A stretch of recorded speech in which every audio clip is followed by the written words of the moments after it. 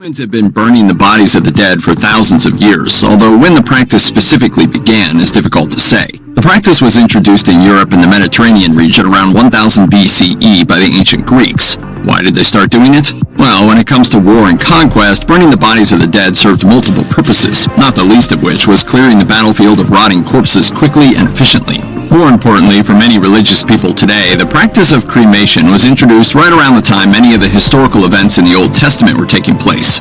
So does the Bible actually say anything about cremation, like whether it's a good or a bad idea? Lucille.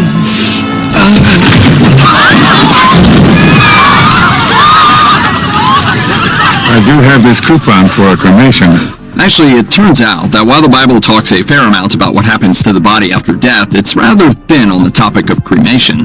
Throughout the Bible, when the narrative refers to what happened to a body after the death of its occupant, the person is almost always buried, or like Jesus, placed into a tomb carved out of the rock, which was in keeping with the custom and culture of Palestinian Jews at the time. In fact, cremation is mentioned directly only once in the Bible, in 1 Samuel 31, where the narrative describes the bodies of Saul and his sons being burned and their bones being buried under a tree.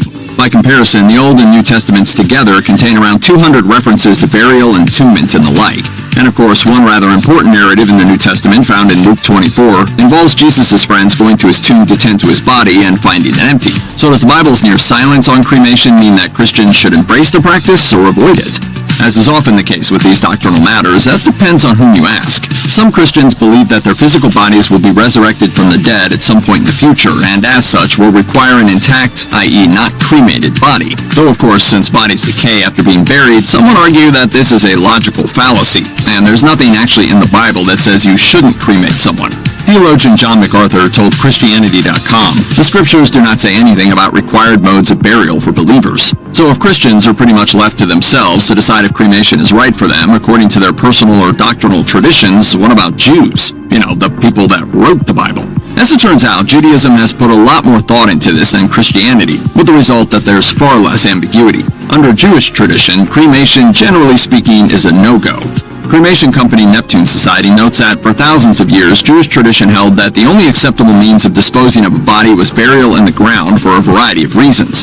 Perhaps most importantly, cremation was seen as a pagan practice, and as such, one that Jews should avoid, as they sought to remove themselves from those types of funerary procedures. Also, cremation does not fulfill the Jewish religious obligation of burial. More recently, the painful memories of the Holocaust and the way the Nazis disposed of the bodies of the Jews create a negative association with cremation in the minds of some modern Jews. According to MyJewishLearning.com, for most Orthodox and conservative Jews, cremation is off the table, while Reformed Jews, who are generally more liberal in their beliefs and interpretation of doctrine, don't believe that it's necessarily sinful, but that it should be discouraged. Orthodox and conservative rabbis may even discourage families from fulfilling the deceased's wishes that they be cremated, as they feel the person will understand the need for a traditional burial once they have departed.